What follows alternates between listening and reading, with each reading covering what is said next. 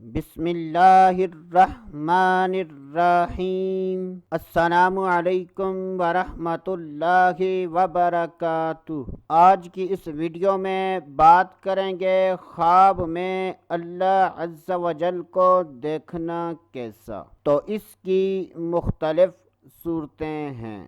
جب بھی خوابوں کی تعبیر بیان کی جائے اور اس میں مرد و عورت میں سے کسی کا ذکر نہ ہو تو اس سے مراد مرد و عورت دونوں ہیں۔ حضرت سیدنا امام جعفر صادق رحمۃ اللہ تعالی علیہ نے ارشاد فرمایا کہ خواب میں اللہ عز و جل کو دیکھنے کی 7 تعبیریں ہیں: معافی اور بخشش، غم و مصیبت سے امن، نور و ہدایت، دین میں پختگی، ظالموں پر فتح حاصل کرنا، آخرت کے عذاب سے امن، بادشاہ کا عادل ہونا، دنیا و آخرت میں بلند مرتبہ ملنا۔ اللہ عز و جل سے دعا ہے کہ اللہ عز و جل ہمیں اچھے خواب دیکھنے،